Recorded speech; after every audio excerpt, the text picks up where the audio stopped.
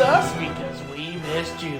Welcome back, ladies and gentlemen, to another episode of Press Breakers, where UP Power enters the spotlight. I am your host, Daily Press Sports Editor, the big dog, Mitch Vosburg. Flanking me now at a 90-degree angle is none other than our favorite producer of the show, Producer Noah. Noah, how are we doing here today on this wonderful Wednesday afternoon? We're doing good, man. It's good to be here, big dog. We've had a busy weekend of high school sports, college sports, pro sports. Yes, at least we're probably not even going to get to the Oregon-Ohio State finish or whatever that mayhem was with 10 seconds left. But kick us off, my man. What we got this week? So first, let's start local. Let's go out to Gaylord. And I understand that you were at this game. Yes. And it appears that Esky has lost. And they lost 19-15, very close down to the end. Give us your analysis and your thoughts. Well, I told you guys out of the gate, this is a stretch very similar to what they had week 1 and 2. I told you it's going to get down to nitty-gritty. It was going to be an intense game, and it did not disappoint. Esky had a 15-12 lead with about a minute, 20 left. Had a chance to seal off. The defense needed one last stop. And then Gaylord, a really run-heavy offense, came up with some reverse sweep that got him from Esky's 46 to Esky's 9. Esky wanted a holding call on the right tackle, which I agree with them with. The refs had enough of that calamity. Personal foul coming off from the Escanaba bench. The ball went from the 9 to the 5 with 6.6 seconds left. Just needed one stop. Gaylord's quarterback rolls to his right, finds an open tight end in the end zone with 2.2 seconds left. Esky had a chance. There's a double pass. Nolan Bink fired down to Javon Stevenson. He caught it, but picture a bottle of Coke just on the ground, and then two center blocks coming at 50 mile an hour colliding with it. Yeah, so flag flew again, targeting. Esky gets one untimed down. So wait a second. There's still a chance. So you're saying there's a chance. Nolan Bink dropped back to pass, but at that point he'd been sacked 4 times, got hit as he threw, pass incomplete, game over.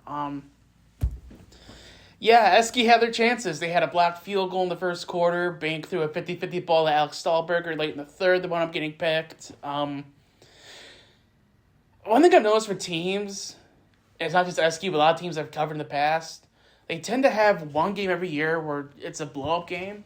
I like to call it Murphy's Law game sometimes, but it wasn't that bad because, with Murphy's Law, everything that can go wrong will go wrong. It's not a Cole's Law game, though, but before I keep going, do you know what Cole's Law is? I'm not familiar with that one, no. It's shredded cabbage and a very special dressing. Cole's Law. Okay.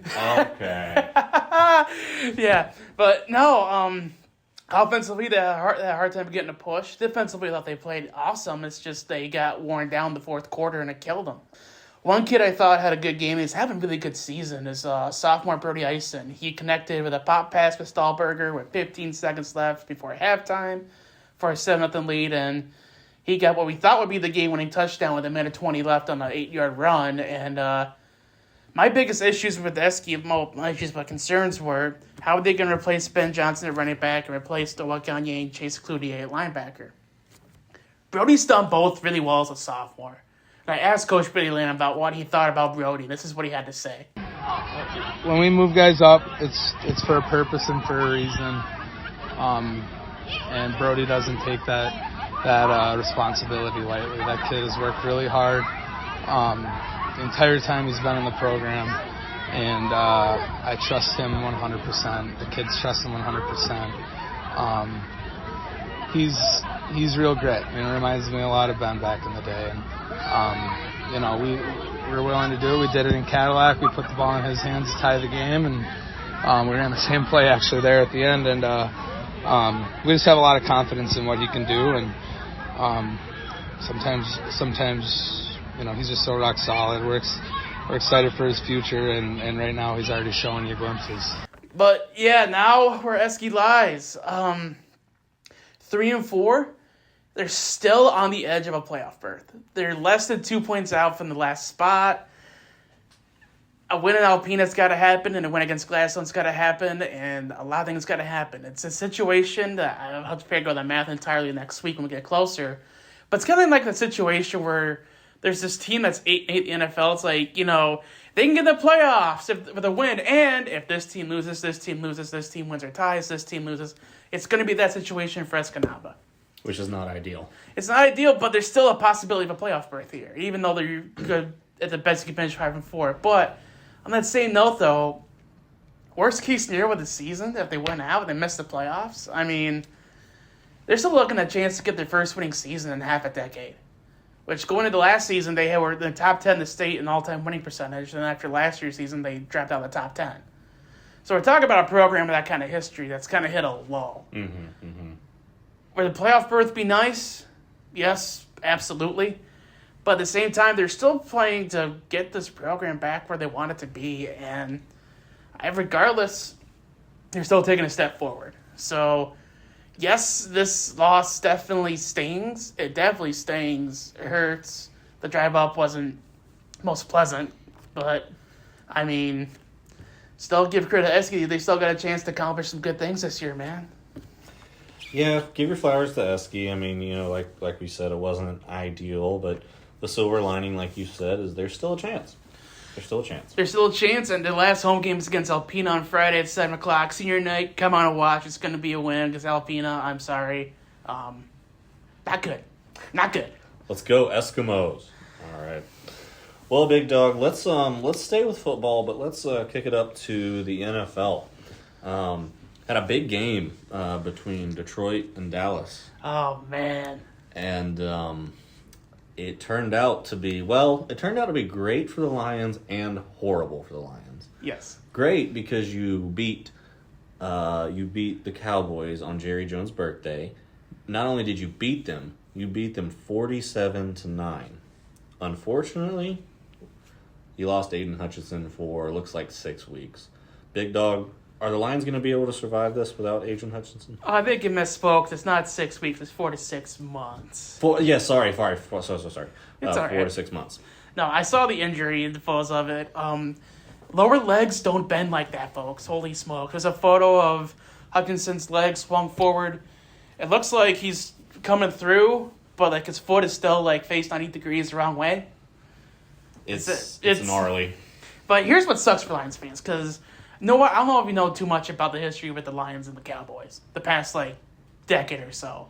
There was that playoff loss in 2014 with Brandon Pettigrew, the PI, pass interference call that got waved off. That changed the outcome of the game. There was last year's game, too. There's other great games in there. But last year's game especially, the didn't report eligible play.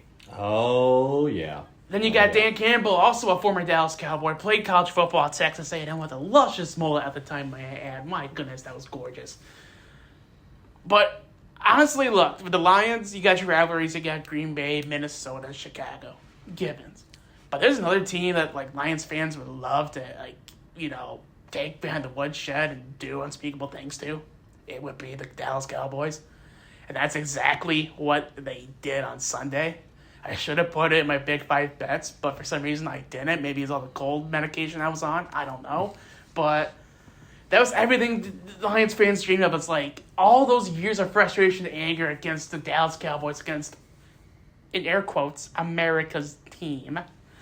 Extreme air quotes there, folks. Extreme air quotes. On Jerry Jones' birthday, you give him the biggest, fattest letter L you can imagine. Just a bludgeoning. And that's great. But it got spoiled because Hutchinson's leg snapped like Anderson Silva's did. This is the guy that's the heart and soul of this defense. A hometown kid. We talked about last week. Jacksonville's organization went backwards a couple years because they took Javon Walker over him. He's that kind of guy. He was leading the league with 6.5 sacks at the time. He was having his breakout year. He was going to be probably Defensive Player of the Year. And now that's gone. It's a big loss. It's a huge loss. No, what? I've covered sports for 8 years now, and I've seen people blow out ACLs. I've seen really severe dislocations. I've seen fingers broken right in front of me. I had a friend of mine break his humerus in high school football. Nothing humorous about that, by the way. I've seen people get concussions and do the hand claw things just like Tua has done historically with his concussions. Mm-hmm. But never in my life as a fan or a journalist have I been sick to my stomach with the injury like it was when I saw Aidan Hutchinson. I'm still a little sick. Because you think about Detroit, what this organization's gone through, and the fact, finally, Detroit has nice things. And then the nicest thing of all is gone, which is brutal. Now, can the Lions overcome this? Yes. 100% yes. 2 years ago, no. Last year, probably not. But here's the thing on this defense I like. That secondary played their best game. Outside of, like, 2 holding calls on tight ends, one was commanded by a linebacker, one by a safety. They played Dallas's receivers really well. Like, they kept Dallas out of the end zone. CeeDee Lamb didn't do a whole lot, which was awesome to see. The defensive interior is a lot better, especially now with DJ Reader in that mix and Liam McNeil, who got a fat extension, 4-year, $98 million. Good for the big man. Yeah. The defensive interior is still really good. McNeil had 2 sacks on Sunday. And the linebacking core with Anzalone, Jack Campbell, Malcolm Rodriguez, and then when Derek Barnes gets back healthy, is part of that too. And Jalen Reeves Maben, who's more of a special teams guy. Lions still have a lot of pieces on defense. Is edge rusher a concern? Yes. Will they fill that hole? I think so. I mean, they already signed Isaiah Thomas. Now, it's not the Isaiah Thomas Detroit fans are thinking of. They sent him off the Bengals practice squad. But Isaiah Thomas being a possible savior for Detroit sports, like, hey, that's kind of cool, right? Here, I have an idea. Tell me if you think this is far-fetched. I think if you're the Lions, maybe you should call Vegas and see what Mr. Max Crosby is worth. Yeah, the Raiders have already said multiple times, like, they're not going to entertain any offer for Crosby. Multiple firsts, it's still not going to entertain it. Oh, well, can you imagine him in Lion Blue? That's the one team I think he would go to, but no, there's a couple names I think could fit. I think Emmanuel Ogbah right now with the Dolphins makes sense. Hassan Reddick, if they can get that sorted out, like I mentioned months ago, could make sense. 2 names I think could work out too would be Zadarius Smith, the Cleveland Browns, and Jadeveon Clowney, the Carolina Panthers. The only catch with those 2, though, is they signed 2-year deals in the first year of it. So salary cap wise, you got to figure out how you want to make that work in. Mm-hmm. Some people said Myles Garrett. If that happens, I don't think you're getting Myles Garrett. No, but actually one person threw this out there because the Browns are kind of tearing down, like you saw with Amari Cooper getting shipped off. Someone on ESPN mentioned this. Like, they trade Myles Garrett, but you throw Deshaun Watson in the package. Ooh.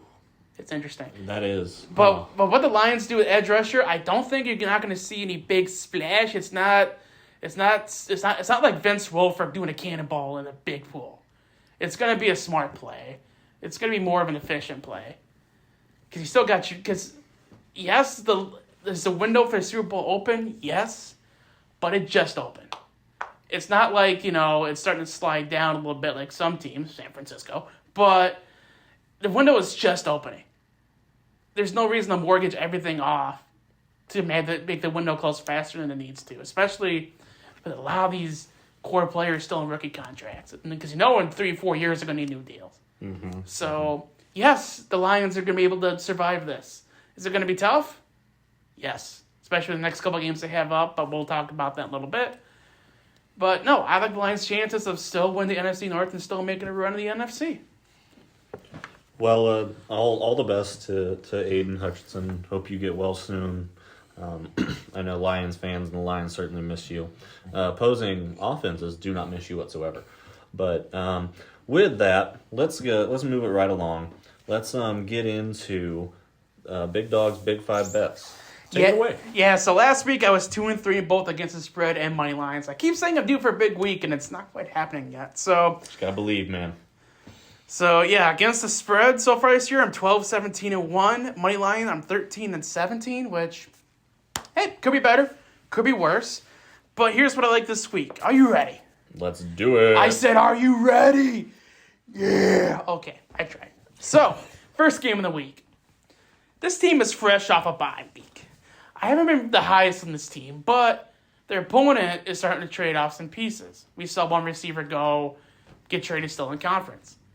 I like the Los Angeles Rams minus 6.5 against the Raiders. If it was minus 7, I'm iffy. But minus 6.5, I like it.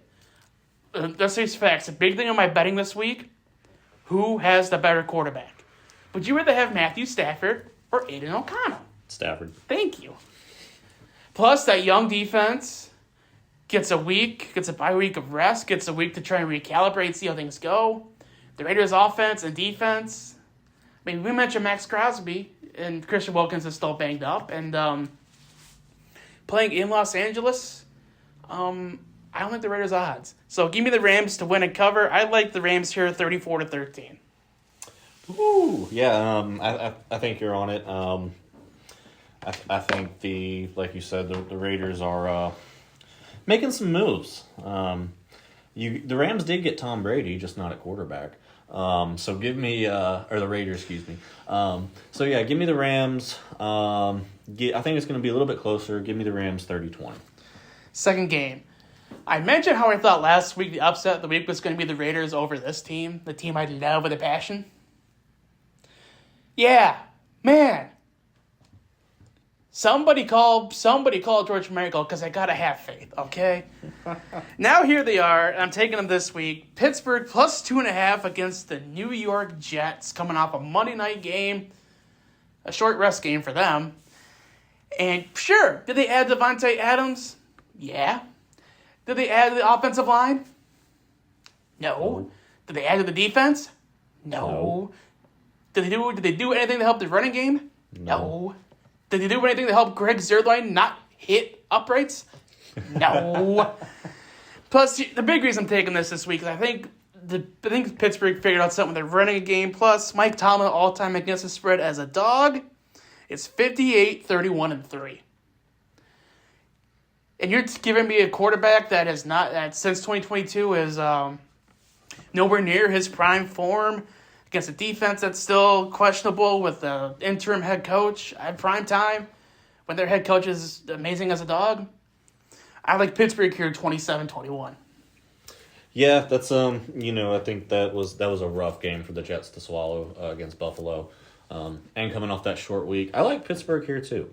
Give me Pittsburgh, even though I think Aaron Rodgers and Devontae Adams, I think they have a good game. I think they connect for over 100 yards. However, give me the Steelers 34-30. Ooh, a lot of offense. If Pittsburgh scores 34 again, I'll be shocked, just for the record. I just want to see it happen. I do too, but I'm not optimistic on that part. All right, the Morlock Parlay. We're starting to get some NFC North action. Every team in the division is 4-2 or better. It's the first time ever that happened. Detroit walks to Minnesota. In that stadium where doves die, by the way. Not doves cry, doves die. And the Lions are 2-point dogs. I like Detroit here. Is Minnesota off a bye? Yes. But also, you saw what they did you saw what the defense did to Dallas with CeeDee Lamb. Now we got Minnesota with Justin Jefferson, and I would take Dak over Sam Darnold. It's tough. But still, the better quarterback this week, would you rather take Jared Goff or Sam Darnold? It's got to be Goff. Thank you. Plus, also, yes, I get it. Minnesota's defense is weird and wiry. But it was also weird and wiry last year. Detroit could still move the ball on it. Detroit's just a matchup nightmare because you got to figure out, do you want to try and battle in the trenches? Do you want to try and make it an aerial game? I mean, Detroit was trying to get a lineman to get a touchdown last week. That's how deep and balanced this offense is. Give me Detroit here, 34-28. Yeah, I think that's a good, because I expect Minnesota is going to have a much better offensive game plan than Dallas did. Plus, as we've already mentioned, Detroit is without Aidan Hutchinson, so I imagine the defense is going to give up a little bit more than they did to Dallas. But I still like them to win. What did you say? What was your bet? 34-28. 34-28. Lions win. Lions. That's a good one, but just to be different, give me 34-24 Lions. All right. Also, shout out to old friend from CMU named Ali Rusko, who is the team photographer for the Vikings, an award-winning photographer, mind you. So, yeah, shout out to her. Second leg of the parlay. Noah, are you ready to smile, buddy? Bring it on. Because the second leg is Atlanta -3 against Seattle. Woohoo! So, again, which quarterback do you want right now? You want Kirk Cousins or Geno Smith? Give me Kirk O'Bangs. And you what? I'll let you have the floor on this one. Why do you think Atlanta's going to cover the -3 against Seattle? Because I have Atlanta winning 31-24. But why do you think Atlanta's going to win this game? It just seems like they're really, really clicking. We saw the first, 3 games, they were figuring things out. But it seems like Kirko has really locked in with his receivers. I'd like to see Pitts get more involved. And then that running back room of Algier and Robinson, you got the speedy, quick guy in Robinson, and then you've got, Algier almost reminds me of, if Falcon fans remember, Michael Turner. I love Michael the Burner Turner, baby. Yeah, just the way he runs. Seattle, I think I said this last week, I am a fan of Geno Smith, but I'm a bigger Kirko fan. I see them winning this game pretty handedly. Give me Atlanta, and this might be a little biased. Give me Atlanta 34-16. Another big blowout, which, by the way, I have to give you credit. You had Tampa winning by a landslide last week, and you were right on that. I'll give you that. I was thinking about that. The Saints did get more offense than I said they would, but yeah, I was pretty happy. Which is a perfect segue, because for Tampa Bay now, the final leg of the Morlock parlay this week, which quarterback would you rather have, Baker Mayfield or Lamar Jackson? Lamar. Yeah. I love my personal pick this week. I love Baltimore -3.5. Here's a fun stat for you. Lamar Jackson against NFC opponents, when he throws more than 5 pass attempts in a game, all time, is 22-1. This dude beats down the NFC. We saw it against Dallas. We saw it against Washington. We saw it last year against Detroit. And yeah, it's at Tampa. It's going to be tough. But also, we saw last week that this Tampa offense can be turnover prone at the wrong time. Mm-hmm. And we saw against San Francisco last Christmas that if you turn the ball over against this offense, now with Derrick Henry, you're going to be in for a world of hurt. Tampa keeps it competitive. I like Baltimore here at 38-24. Yeah, same. Baltimore, what can you say between Henry, Jackson, Zay Flowers, the speedster out there? I like that too. Tampa, even though they're in our division, I don't root for them, but I just love Baker Mayfield, man. What a story. But yeah, give me Baltimore winning the game, 38-24. All right, sweet. So yeah, we got 2 birds. We got 2 birds and a cat in the Morlock parlay this week. So let's run them by you folks one more time. Rams -6.5, Pittsburgh +2.5, Lions +2, Falcons -3, Ravens -3.5. Yeah, there we go. Yeah, which also reminds me, thank you, producer Noah, we need to give a big shout out to our sponsor, Pioneer TV and Appliance. When it comes to all your game day needs, whether you got to cook, whether you got to entertain, host, big screen TVs, surround systems, ovens, microwaves, anything you need for a gaming experience, go to Pioneer TV and Appliance. Don't trust any so-so expert. Trust your neighborhood expert at Pioneer TV and Appliance. Shop local at Pioneer. Located in beautiful, scenic downtown Escanaba. Let's move in here to my favorite segment, Noah's Big 3 questions. No bias in that being your favorite, right? Not at all. So I've got, they're, interestingly enough, they're all football related. I did bring back trick-or-treats, but this time it's a little different. Okay. But we're going to start with the most simple question, and then we'll kind of go into some other things. So we had some moves in the trade market. We talked about Adams to the Jets, and then you had Amari Cooper going from the Browns to the Bills. Who do you think makes the biggest impact the quickest between those two? I think Amari Cooper. Why is that? Well, I think just with Buffalo right now in general, I think they're young at receiver. I mean, Shakir's a good go-to guy. Keon Coleman needs a little time. But when you look at those, that receiving room is missing a veteran right now in there. Mm-hmm. That's where Diggs was at. And now bringing Amari Cooper, who's a proven 1,000-year receiver, a proven number one receiver, although he's more in the same slot as more like a Brandon Ayuk type when he comes to talk number ones. That's just going to be beneficial to everybody. Mm-hmm. Devontae Adams right now is kind of like putting duct tape on a boat that has like 15 holes, but the duct tape's on one of the holes. So I think Buffalo has a higher ceiling than the Jets. So for those reasons, I like Amari Cooper making a bigger impact with the Bills and Devontae Adams with the Jets. I'm inclined to agree with you. I think part of me when I was thinking about this question was like, does it benefit the Jets because Aaron Rodgers and Devontae Adams have played together before? But he does have Lazard right now. So like we've seen that happen before. Not to compare those two. Yeah. Next up, so this one I thought I'd do for my friend Big Dog. These are 3 trivia questions. So this is sub-questions. Ooh. And they are about your Pittsburgh Steelers. Okay, let's see. Let's go. All right, so we're going to start with an easy one, okay? Who was the head coach, prior to Mike Tomlin? Oh, man, Bill Cowher. What a shit on that guy. There you go, real quick. I was just doing a little bit of research. It seems like Pittsburgh fans have a lot of admiration and love for Mr. Cowher. How could you not? Yeah. He's a great dude. Well, that was easy. Let's go to... I'm going to have to make these harder next week. Let's go to the second one. When did your Pittsburgh Steelers win their first Super Bowl? That would have been in 1970. Oh, let me think. I believe it was 73. 1975. Because I know there was like 75, 77, 78, like 75, 76, 78, 79, something like that in those late 70s. Yeah, not bad, though. You were close. And keep in mind, you were not alive at this time, so... I wasn't even a thought. All right, final one. This one is a little bit of a deep cut. Who was the first player on the Pittsburgh Steelers to be inducted to the Hall of Fame? If you want a hint, I'll give you a hint. Yeah, we need a hint. Okay. He only played for the Steelers for 4 years, Okay. and that time period was in the 40s. Yeah, no way I get this. Okay, so we're finding I'm making some too hard and some too easy. 40s. Shoot. Yeah, my NFL knowledge is like Super Bowl era. So. Fair enough. Bobby Lane.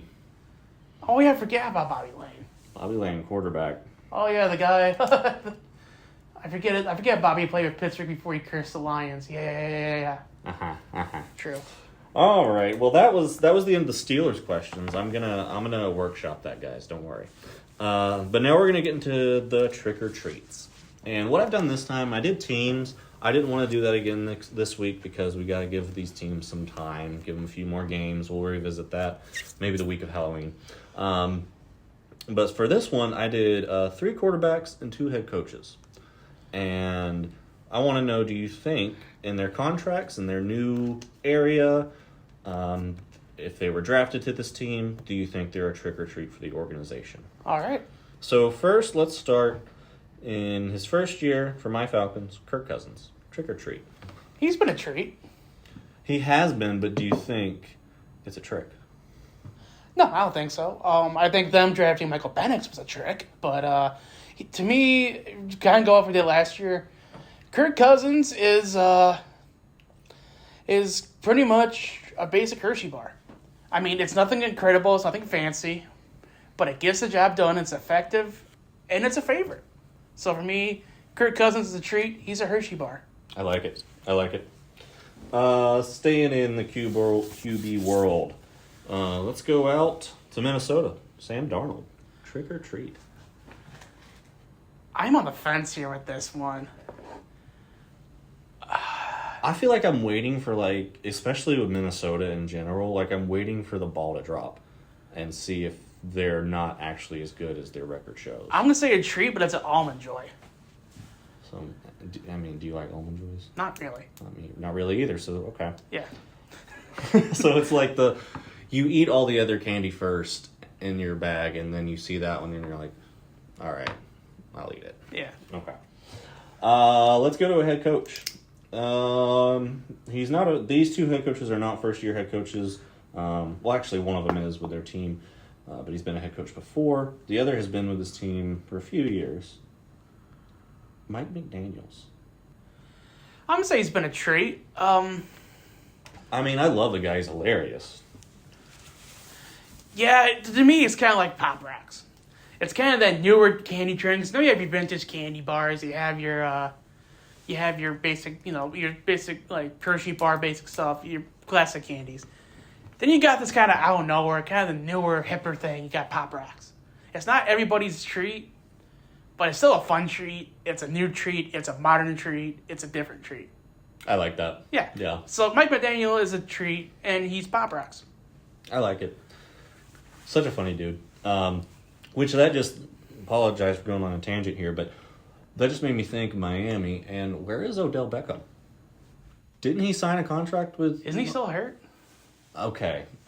From what? Anyways. Next one. Let's go back to our final quarterback. And I will say, when I watched...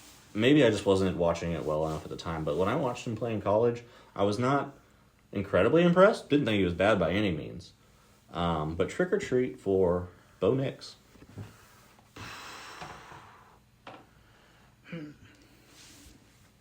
And did you see that? While you're thinking, I just want to point out that video of him getting like heated with head coach Sean Payton.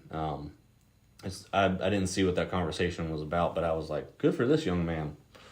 Oh, that's one way to put it. Oh, jeez. I'm going to say so far he's been a treat, but he's that one package of dots when you made it big with Snickers and Reese's. Okay. I see, because dots, my mom loves dots. I like dots. Dots aren't a lot of people's first choices because they can stick in your teeth. And Bo Nix is like, yes, he's a good quarterback, but Denver's going to get weighed down because of the buyout with Russell Wilson. Like, yes, the quarterback's upgraded, but also like the rest of the team is not going to catch up yet because all that dead cap. So to me, he's a treat. He's the box of dots when you had an awesome haul. Like kind of like Almond Joys. It's your last choice of candy. But let's say you made it really big with every candy you like. You traded perfectly with your friends. Perfect. But you got that one package of dots left. It's still a candy. It's still a treat. But you don't really give it the full appreciation. I like that. And for those wondering why I enjoyed Bo Nix screaming at Sean Payton is because Sean tortured my Atlanta Falcons as head coach of the Saints for years. Last one. Former Falcons head coach, Cowboys defensive coordinator. Yes. I guess you know where I'm going. Dan Quinn, trick or treat. He's been a treat, and to me, he's a Milky Way. Look, I know you feel some type of way about him because of what happened with I won't say the numbers, with that Super Bowl game. Mm-hmm. But look at Dallas' defense now, after he left. And look what he's done with Washington. He's got Washington in first place in the division. Who saw that coming, by the way? Not many people. Give the dude his credit. The dude's underappreciated. Just like a Milky Way bar. Milky Way's not really your first choice. Your first choice is probably what? You want Reese's, you want Snickers. But Milky Way is like in that second tier. To me, personally, I love Milky Ways. Mm-hmm. I used to have one at lunch all the time in junior year of high school, kind of when I got a little big. But anyway, he's a Milky Way bar. It's not exactly the first choice, but when you have it, you kind of wonder, like, man, why don't I eat this more? It's actually, like, really good. Because he's a really good culture setter. He's really good defensive mind, and he brought in Cliff Kingsbury with the offense, which was probably the smartest move you could have made with Jaden Daniels. So, yeah, he's a treat, and he's a Milky Way. Yeah, I'm inclined to agree with you. You know, like you said, I do have a little bit of bitterness in me from that Super Bowl game that should not be mentioned. Hey, listen. The bad man that orchestrated that comeback is gone. He haunted my nightmares, too, for 20 years. I understand that bad man who wore number 12. I understand. What a player, but I don't miss him. I don't either in the AFC. But that, big dog, concludes Noah's big three questions. I think this week's was okay. We're going to continue to revamp this, guys. Yeah, absolutely. We're still trying to figure things out here. Here's the thing with journalism. You can't be afraid to try new things. That's right. You can't be afraid to try new things, which, by the way, Try Dots or Almond Joy this Halloween. Just give it a shot if you haven't tried it before. Not a sponsor. Not a sponsor at all. But we kind of bad talk those candies. Just give them a shot. And, yeah, I guess it just wraps up this episode, unless there's anything you get off your chest or shoulder. No, I mean, we've got baseball this week. My condolences, Mitch and Detroit fans, but congrats on a very, very impressive season. I was thinking about this on Saturday as I drove down listening to the game. It's like, you know what? No matter what happens this game, the Tigers have been playing with a house money since August. Mm-hmm. Like, it's still a great run. And Cleveland's probably going to get smacked by New York in the ALCS. That's not going to be pretty. As it's already seen, the Yankees up 2-0 and Stanton's all of a sudden catching fire. But, no, I'm happy with the way the year went. I'm glad you brought this up because, who would have thought on August 2nd that we'd be in the playoffs? And here we are, one of the final 4 teams in the American League, one of the 8 left standing in all of baseball. Like, it's been an awesome run. And you guys were the underdogs to beat Houston as well, and you did. Yeah, that was fun. So that's gotta feel good. Anytime, I think any baseball fan, unless you're a Houston fan, loves to see another team beat Houston. So yeah, absolutely. Well, this wraps things up. So thank you so much for listening. And by the way, if you haven't had a chance to check out the first episode of Doghouse Conversations and Chat Ahead with Tom Izzo, check it out now. Tom's a really cool dude. Gave me his time. Really appreciate that. Check that out now. It's in the episode list. But yeah, I guess this wraps up this episode of Press Breaker. So, until we talk again, for producer Noah, I'm Daily Press Sports Editor, the big dog, Mitch Vosburg. Thanks for stopping by. And as always, keep your stick in the ice.